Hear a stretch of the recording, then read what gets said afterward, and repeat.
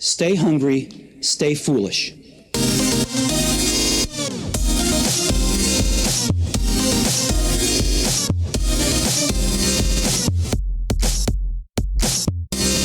So now on the Innovation Show, we are joined by psychologist, keynote speaker, consultant, author of Rising Above a Toxic Workplace, The Vibrant Workplace, The 5 Languages of Appreciation in the Workplace, and Sink or Swim. Welcome back, Dr. Paul White. Thank you, Aidan. I'm glad to be back with you. It's great to have you back on the show. And I discovered more of your work after we spoke 30 shows ago or more about rising above a toxic workplace. And it'd be great to now talk about some of the ways we can make workplace even better. So we're going to focus on the language of appreciation and how changing culture requires adopting a whole new way of communicating. So it'd be great to start, Paul, with the problems we are seeing in the workplace. It'd be great to get some of the stats off you.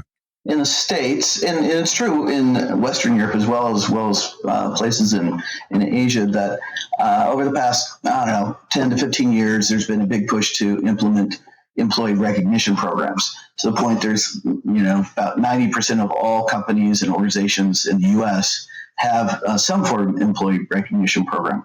But the problem with that is that they aren't working as far as not really, they haven't improved employee engagement, they haven't improved job satisfaction, and there's still a lot of negativity. So something's not working right. And, it's a lot of effort and a lot of money that companies are spending into some points wasting because they don't really have it figured out what they're supposed to be doing. So 90% of American companies have spent and invested in a recognition program, yet most workers leave their roles because of lack of recognition. That lack of synchronization is just nuts. And I suppose it's the reason why books like your own are so popular. 65% of workers say that they haven't received any recognition for work well done in the past year. And that's it. I'm like, how can that be? Because all these programs. And then similarly, 87% that leave work voluntarily say that a lack of appreciation is one of the primary reasons that they leave, and they're not typically leaving for more money. Most managers and business owners think they're leaving for more money, but it's more that they just feel like people don't value them, don't listen to them, and so they're out of there. Yeah, and you say 89% of managers believe people leave their own company because of money. They think they're leaving because they're going elsewhere to get a better pay packet or better bonuses, etc. But in fact, people leave for much different reasons, and very few companies go and find out what those reasons are. It'd be great to get those reasons off you, Paul. Well, there are a lot of sort of smaller reasons, but altogether it has to do with feeling valued as a person and as a contributor to the business. And that can come through both hearing it, that somebody tells you that you did a good job and that you've made an impact. It also comes from being involved in decisions that impact you directly, and that there's a sense of investment in you and growth as well. So there's a combination of factors, but one of the things that we found is that, if somebody tries to communicate appreciation in the workplace, it's almost always verbally. I mean, it's like, good job, way to go, thanks for doing this. And that's fine, but over 50% of employees cite that words don't really get it from them. That's not the main way that they're looking to be appreciated. We have an online assessment. It's called the Motivating by Appreciation Inventory. And we had over 140,000 people worldwide take it. And words is about 45% of the employees, but that means 55% have different languages. And so lots of times people are trying to communicate appreciation, but they're really sort of missing the mark. I did some desk research in our own office today, and I asked my colleagues about how they like to receive appreciation and praise. Every single one of them were different. Yeah. One of my colleagues is an actor. She was very happy to receive open praise in front of the office, while everybody else wanted either an email or one person was like, a small gift would be nice. Having read the book, my eyes were opened and I was like, I have to share this work because people are just unaware of that. First of all, so many leaders don't even say thanks or demonstrate any type of appreciation. But then there are ones who do it, but they don't do it in an authentic way. Right. Yeah. And in fact, that's one of the problems with employee recognition programs is that the way they're implemented often, the intent often is good, not always, but often. But the way it's implemented, that the feedback we get from employees and even managers is that it feels really disingenuous. I mean, I had one leader tell me, he said, this is fine. We're going to this training about appreciation, but it really doesn't matter because they're just trying to go through this to make it look like they're addressing issues, but they don't really care about us at all. And especially when it's pretty formal, generic, mechanical, that it's the same ceremony. Everybody gets the same certificate and maybe a gift card or something. And it doesn't have anything really to do with them. I mean, I've had a number of people say, I'm not sure why I got this award. Besides that, all my peers are torqued off it because they don't think I do that great a job anyway. So, I mean, it's just the way it's done creates problems. Yeah, and this kind of mass thank you, gather the troops, thank them all together means nothing. And when you even look at stuff like marketing, you look at, for example, Netflix or Amazon, these great big global digital platforms, they are all about personalization. They treat everybody so differently. And when I read the book, I was like, well, that's exactly the same for how people receive information, how they receive communication, but particularly appreciation and praise. Yeah, absolutely. And in fact, I wrote this with Dr. Chapman, who wrote a best-selling personal book called The 5 Love Languages that sold 14 million copies. And there's 5 ways to communicate love in a personal relationship. And we sort of translated that to appreciation in the workplace. But what we found as we worked with teams is you can get the language right. Let's say it's words even, but if you don't get the specific action right, you still miss the boat. So, for example, just like you said, some people are okay with being praised in front of others, especially like maybe their team or a colleague. But in the work that I've done with groups and training, clearly 40 to 50% of the general workforce don't want to go up in front of a large group to be shown appreciation or recognition. And in fact, it's often a very negative thing for them. And so you got to do it in the right way. Same thing with quality time, which is another language. Some people want quality time with their supervisor or manager, either to be able to communicate or listen or learn, or they just get a sense of value from it. But there are others. I said, man, I do not want individual time with my supervisor. They're pretty intense, and I'm sort of shy. And no, thank you, but I love hanging out with my colleagues and going out, for lunch or after work. As a result, on our inventory, not only do you identify the language that's important to you, but also the specific actions, and even further, what actions you want from whom, whether it's your supervisor or your colleagues, whatever, because you may invite your buddies over to watch a game on the weekend, but you're not going to invite your supervisor. It feels sort of weird. So you can specify, and when you do the right thing, it doesn't take a whole bunch, but you can hit the mark and make a difference in a fairly small action. You mentioned briefly the differences in how we can give appreciation. But before we even go there, Paul, it'd be great to talk about the cost of labor turnover. Because when I saw this, I thought it was staggering. The cost and productivity is massive. Yeah, it's huge. And in fact, we were talking earlier off air that I've done some more recent research to update the book. And it's just overwhelming. I mean, the Gallup group interviewed over 1 million people across the world and found, sort of what plugs into help making people feel engaged in part. And communicating personal appreciation is one of the core factors. And we know that when people are engaged, meaning that they're not just there physically, but they're mentally and emotionally engaged in what's going on, good things happen. And when people start to disengage, they start going through the motions. They do schlock work, poor quality work. They don't get along with people. They start to withdraw. And then ultimately, they may be there mentally or physically, but not really doing the job. And then eventually they leave. And turnover is clearly the most costly, non-productive cost to any kind of business and organization. Most leaders and most managers, one of their most hated roles is actually going and having to interview for a job for someone they've lost to the company. And then you also say it's estimated to cost the American economy, the US economy, $5 trillion a year in turnover of people. Isn't that like that? I mean, alone, people should totally invest in their companies and their people. Yeah. As individuals, we see those numbers and it looks big and say, well, yeah, that's the big guys, or, it's not us, but it is you. And in fact, I find it's even harder to convince nonprofit social service agencies or government agencies, they're dying on the vine because of this, but they don't have the same kind of metrics as far as profitability. But as far as reaching their mission and serving the people who are called to serve, it's brutal. And so what's interesting to me is that, and one of the things that we learned that I think can soften the pushback from managers is that we found that people don't just want to be shown appreciation from the managers. It's not the manager or the supervisor's sole responsibility. The more that we've helped train colleagues, teams to show appreciation and encourage one another, as well as the manager, that's when it really sings. I mean, because, managers, they got plenty to do. And they need to be supportive and encouraging.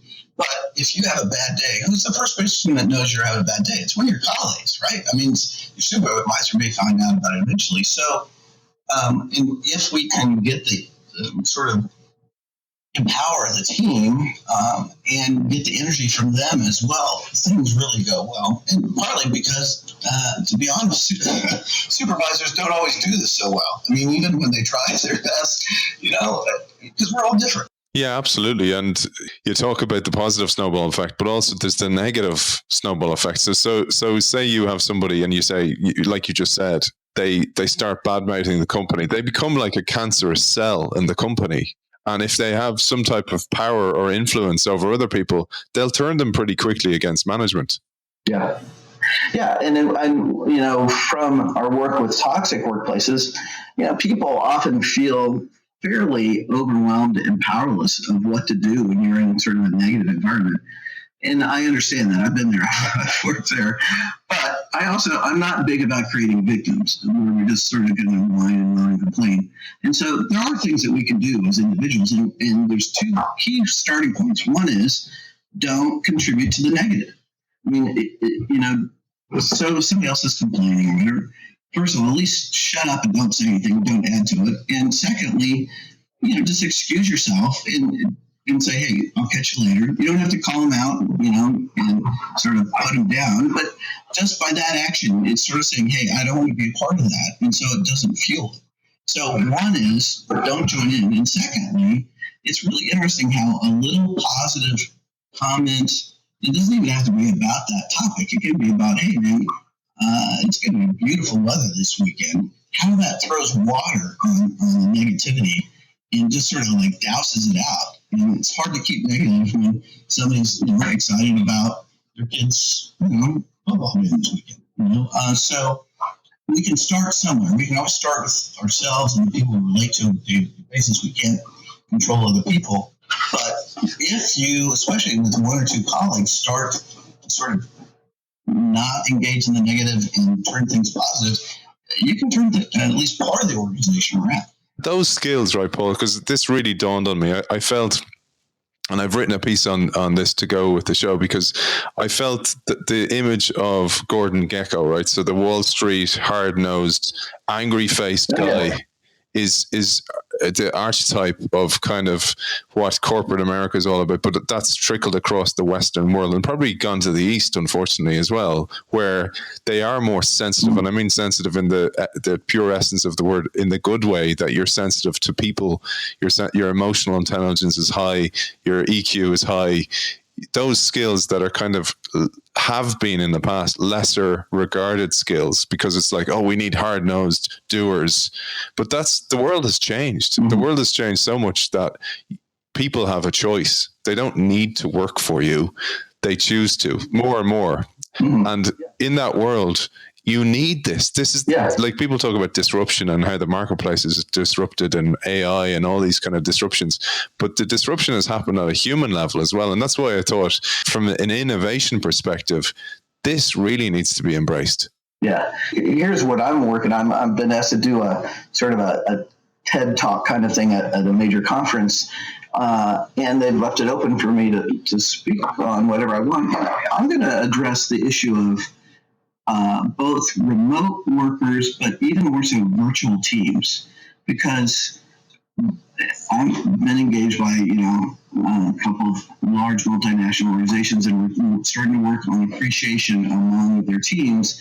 And some of them are virtual, and meaning they're obviously in different locations, but some of them have never met.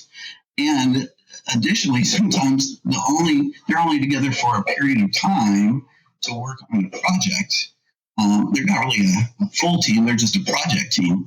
And I don't mind saying what I think. I'm not always right, but I think there's some problems with that because they're just a functional team, and they maybe have a functional relationship, but they don't really have a personal relationship. And if you try to communicate appreciation to somebody when you don't have a relationship, that's not going to go well. I don't care how talented you are, because it's first of all, if you hit the mark, it's purely lucky. Secondly, it can feel, without a relationship, it feels like manipulation. It's like, why do you care about me? You don't know me. Why are you being this positive thing? So what do you want from me? And I think we're going to have to look at that. And not that virtual teams are wrong or should go away. I don't think they will, for a while at least, if ever. But we got to understand that, work is with people. And even if you never see them, and that's something that we can make a difference, is use some video conferencing, at least so you can see their face versus everything by email or teleconference and so forth. I fully agree, and I think in a world of where people are kind of threatened by automation and AI and these kind of things, that your human skills are going to become so much more important. Like, I lecture to Trinity College here in Dublin, the business school, and it was the biggest thing I was trying to get across to the students is the world needs more human skills. Yes, you need to understand blockchain and automation and AI and all those things, but the human skills are going to they're rising to the top. And the issue is, in a digital world, we've numbed those skills and we've disregarded those skills in the past. So there's kind of a skills gap, not digital, a skills gap in human skills. And that's like when I read the book, I was like, I had to share it because you talk about appreciation, and there's 5 levels of appreciation. It'd be great to get into those now, Paul, because you do say thanks. And I felt sometimes, when I led teams, you say thanks and sometimes you can overdo the thanks. And I thought that was the issue. But then when I read your book, I was like, whoa, there's way more issues than just overdoing the thanks, So it'd be great to jump into those in sequence, maybe starting with words of affirmation. Sure. So, essentially, we've found that people like to be shown appreciation in different ways, and that it's most effective if you really want to communicate that you value and appreciate somebody to speak the language that's important to them. And so words of affirmation, they're words that we're affirming. We're affirming who they are, what they do, what value they bring. And it can be individual, it can be oral, it can be written, it can be private or in public, and we need to sort of figure out what people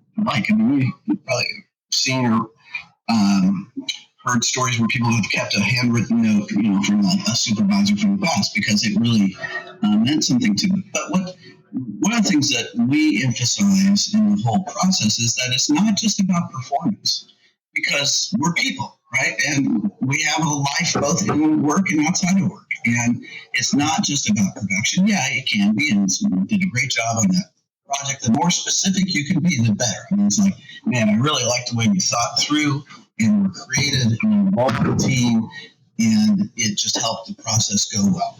And so, versus we do some polls occasionally with our audience, and one of the phrases that people in the States don't really like is "good job," because it's so vague and generic. It could be to anybody. And I've had some tech people say, my boss wouldn't know if I was doing a good job or not because he's not a technical guy. So anyway, words work. And it's the easiest one usually to implement. If for introverts, people that are a little bit shy and awkward in social situations, starting with a written message, it often goes better than trying to do it face to face. There's no necessarily added benefit from that, especially if you're anxious. It tends to not come over well, orally. So, gives you time to think about it. Second language is quality time. For a lot of people, it's focused attention that they just would like. Give me 10 or 15 minutes, half hour that we can talk. I can share my thoughts and ideas and observations, or hear from you, get input. But sometimes it's just that, there's somebody that you respect and value, and just being included. Like I worked with teams that, man, when they invited me to go to lunch or dinner with them, it wasn't about the topic. It was just like, hey, they included me and I feel valued because of that. And that can be really significant for people. But like I was saying earlier, sometimes it's more about teams. In fact, I tell leaders, I said, just because one of your team members has quality time doesn't mean that they want quality time with you. I mean, managers tend to personalize things and think they're the center of the universe. And a lot of times it's not. It's that they really enjoy hanging out with friends or working collaboratively. More and more younger employees love working together on a project, which is sort of a cultural shift in the States, at least, from the past where it was sort of very independent, individualized. And so that can be a way that people can get a sense of feeling valued. On that one, Paul, this really dawned on me that so many leaders and want to be leaders, you go into their office and they're checking their email or they're checking their phone when they're there to, I just think it's the height of a height of ignorance. And again, I was telling the students about this, that, so many people are addicted to checking their phone and they don't need to. Right. And when this translates into the workplace is that you become lesser capable leader because you're addicted. And then you think it's important to check your phone, but it's more important to act. And this is where, I hadn't read the book at the time, but when I read the book, this totally clicked with me. I was like, that's what he's talking about. Not just feeling part of a group, say, for example, being invited for a meal, but also getting focused attention when it's time. Yeah, it dawned on me at some point that the language that's most important to us on the positive side, being appreciated, is also the language that we're most sensitive to on the negative side. So I wrote an article on how your colleagues are most easily offended by the language that's most important to them. So for quality time people, they get offended if they don't have your full attention. If you're checking your phone, checking your computer, you might as well just give it up, because not only is it not going well, you're doing negatives. The other way is to continue to reschedule meetings, because you're essentially telling me you're not that important to me. So you're right on the mark that for most people with quality time, they just need a little bit of focused attention. I had one CFO tell me, she said, my language is time, but all I need is somebody to stop by, check in, see how I'm doing. After 5 minutes, I'm booting because I got too much to do. But it's nice for them just to think about me and come by and check it. So the third language is acts of service, and it's not rescuing a low-performing team member. But it's, for some people, there's sayings like, words are cheap, don't tell me you care, show me. And I had one leader, he said, my language is get her done. He said, don't tell me, don't give me stuff, just come help me get stuff done. Now I know you're on my team and supporting. And lots of times, probably the easiest example of this is when a team member is working really hard on a project and there's a time deadline looming and they're just pushing to get it done. What could you do to help make that go better for them? And usually it's best to ask, right? Because what you think would be helpful is often not what they think. But lots of times people say, just bring me lunch so I can keep going. Or if you can, manage my calls here for an hour so I can keep focused on that, that'd be good. Or you got a bunch of little clerical kinds of projects that if you could take care of those, I can keep going on this. And man, I tell you what, if you want to motivate somebody, when you help out a person that acts of service is important to them, they're on your team, they're going to battle with you and, just say thanks and what can I do to help you out? And so it doesn't have to be a big deal. It's not like you're, doing all of their work for them. It's just that there are times when we need a little help, we get discouraged. And a little bit of help can be really encouraging. In fact, the converse of it, I had one graphic designer tell me a story about, that she was working on a project, pushing to get it done, and their team left the other day and said, "Hey, good job, way to go. If you get it done, we'll be down at the sports bar and come join us."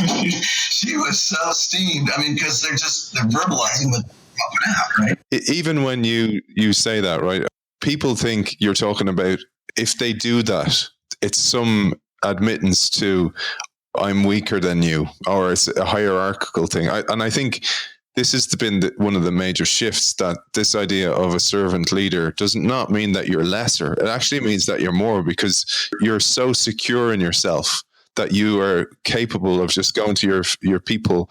Let me help you. Let me nudge you in the right direction. Let me clear the blockers for you so you can get there quicker. And that's leadership to me. Yeah.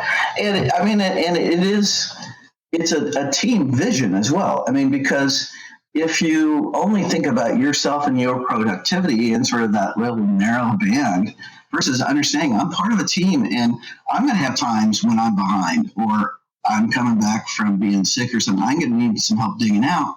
It's a tag team kind of thing, and understanding that, hey, it's about helping all of us be successful. And now, obviously, if you're totally self-interested, you can help a person go down by not helping them, and you think that's going to make you look better or advance.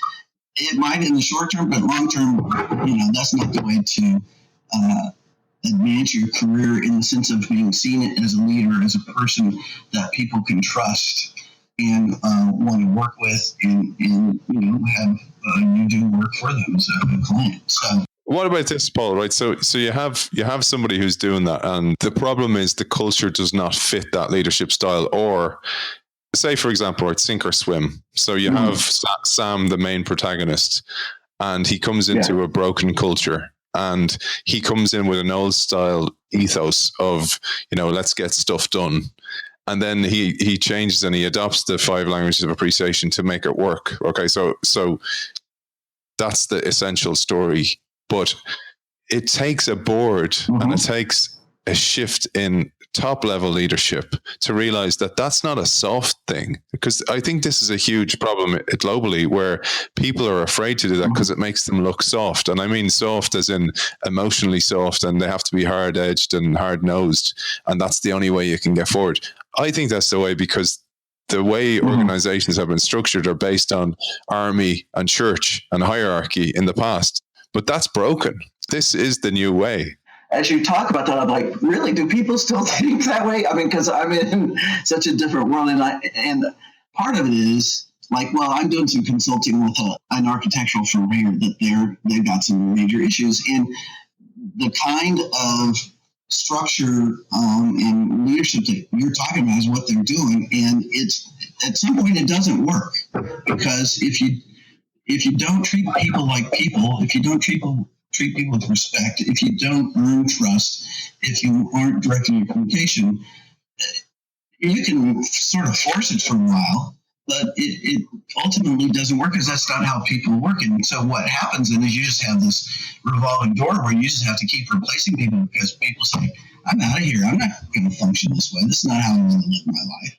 And so it's an interesting dilemma. And in thinking about changing culture, because my book, The Vibrant Workplace, talks about sort of the most common challenges in creating a culture of appreciation. And one of them, is pushback from management and supervisors. And you got to be wise in this. I mean, different people have different styles, but I think it's best to try to get a colleague or two that understands, and you guys work together on this and start to implement it slowly, because what wins people over is what they see in daily life. Because when people are positive, when they're have an attitude of thanks and gratitude, when they treat people with respect, people want to be around like that. They want to be part of that team. And so then you start to get the good people, and you're keeping the good people. And they're like, dude, what are they doing over there? I like that. And it becomes a magnet for people of similar values. And the other people, you're always going to have naysayers and critics. And say, have a nice day. Yeah, and you talk about these key influencers. For example, in Sink or Swim, there's an influencer in there, and winning them over and also empowering them, because they become almost like a two-way channel. They become a channel to feed back the pulse of the organization back to you as well, because they actually really want change. And I thought this is the sad irony, is that they're often the first to leave when they don't see change happening. Part of it is, I mean, if you're a dictatorial kind of hard-nosed leader, I mean, you can rise in the company and have a lot of benefits, and change lots of times threatens that, and you may lose your position or your influence, and it's hard for people to give up sometimes, even though they're sort of selling their soul at the same time.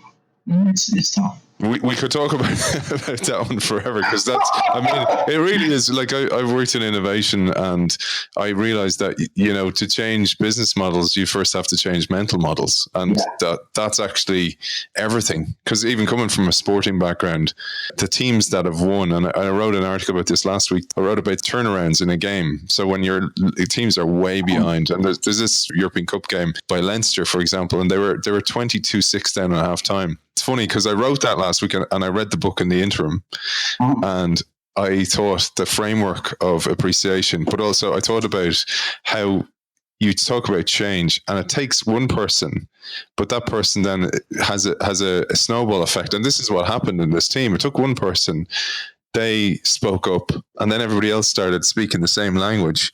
And then they went out and they turned the game around. And I was like, that's exactly what you're talking about here. Yeah. And, you know, we can talk about appreciation and encouragement. And to me, the terms are very similar. Just for me, the focus is on the time frame. So appreciation focuses on communicating what you value that a person has done. Encouragement is coming along in the present when they're discouraged or need, you know, a little bit of extra push, or they're trying to push through a problem and they're just getting worn out.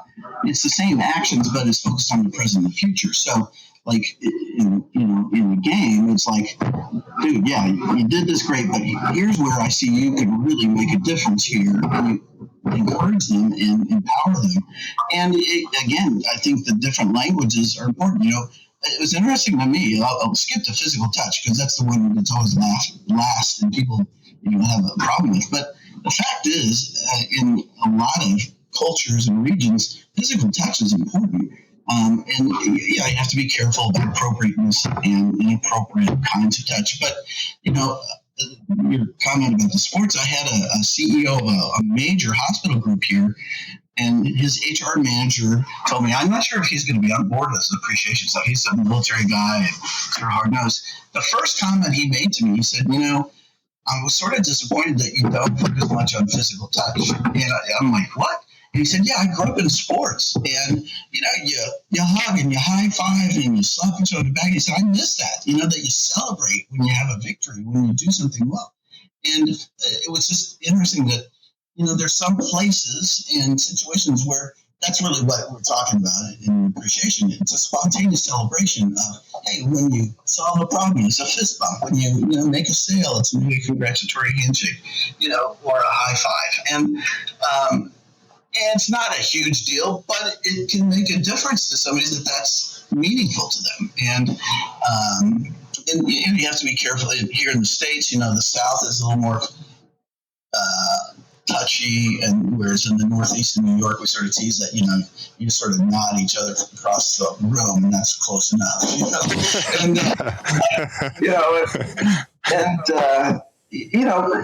it's not a big deal, but it can be significant. And the other language that we can briefly talk about is tangible gifts. And it's important to understand it's not bonuses, it's not raises, it's not compensation. It's just a small thing that shows that you're actually getting to know your team.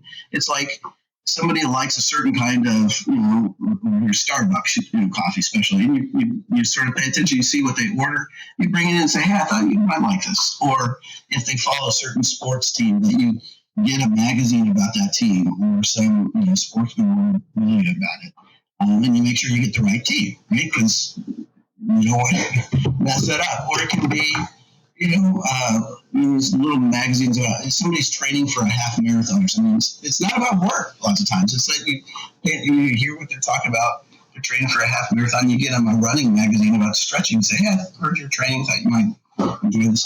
It's paying attention to them as a person and saying, hey, I know that you have life more than just here, and thought about you and your choice. And this really is where it is the thought that counts, because it's not about the monetary value. It's that you actually thought about it, took the time to did something. And the way to offend a person that gives her report to you is if you give everybody the same thing, because then you show that you didn't put in thought or effort.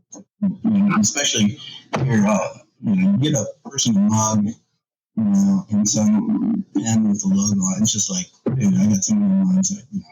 Do something else. So, you were saying about the fist bumps and stuff. I mean, I come from that background, having played professional sport, and it's one of the things you struggle most with is it's almost like a lack of energy. And you come into a business and you're brimming with that energy because that you were around it the whole time. And you talk about the feeling part of the team, and I think of I always think of it chemically, and I think feeling part of a team is an oxytocin.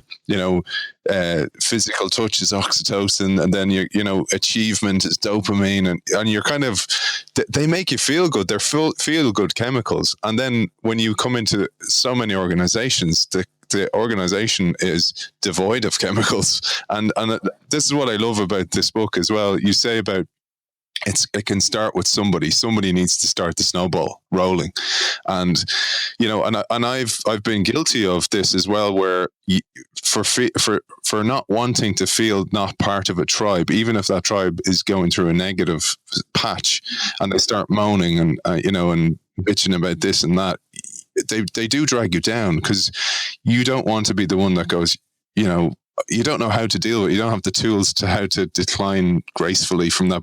But in the book, again, you say this, that you just don't partake. And that says so much without actually saying anything. But briefly, we'll mention Sink or Swim, because these are two separate books. There's the 5 Languages of Appreciation in the Workplace, and then Sink or Swim. I read them simultaneously, which was a fantastic way to do it, by the way, because I listened to the audiobook of Sink or Swim, read the book because it's beautiful. It's beautifully illustrated, and I love it. It's a nice hard copy I have. And then the 5 Languages of Appreciation, and the Sink or Swim book is a fable. And I loved what you did there, because it actually brings the theory to life. And was that your intention? Yeah, and just so people know, because as they're listening, I mean, it's sync, SYNC, like synchronizing, sink or swim. And so I should have said that. That's all right. So actually somebody on the publishing team came up, because there was Who Moved My Cheese, which was a business book, a couple decades ago, similar kind of thing. And stories tell us, and we learn differently. I mean, that's why we tell stories to our kids, because we can relate to them, and there's an emotionality about it. And one of the cool things, I mean, the feedback I get a lot is that, people can clearly identify with somebody in the story, and all the time can identify somebody they work with that is one of the other characters, whether it's, sort of the gruff, bear guy that does physical kinds of things, and then you've got sort of this manipulative marketing person, and not that they're all manipulative, although some were, but what's fun, and I love the book. It's my favorite book, just because there's a freedom of being able to sort of say, hey, this is not just a business concept, principle, facts concept. This is life, and this is how it happens in interactions. And if you the story allows you to sort of enter into it and experience the feelings and experiences that people have. Like when you try to encourage somebody and it doesn't go well, and not only does it go well, they critique it and say negative things to other people. We've been there, most of us. So it's fun. I like it. So Paul, it's always a pleasure having you on the show, and I'm going to link to your website. I'm going to link to where people can buy the book. But you mentioned as well a blog post you wrote there, or an article you wrote. It'd be great to get that off you, and I'll link to that as well so people can find that. Yeah, so sort of the central website where you can get to both appreciation at work, the 5 language appreciation, and sink or swim, and even the toxic stuff, is the website is Appreciation at Work, and it's the word at, appreciationatwork.com. And then you'll see, and there's different places you can go. We got there's a Learn tab that has different videos and articles, but I'll get you a link to that sort of the easily offended article. And then I have a drpaulwhite.com one as well, but really appreciation work when you get you there. Love for people to check into it. We've got people that have gone through our training process that are in the UK as well as across the world. And so I'd always love to have others join our team and help get the word out.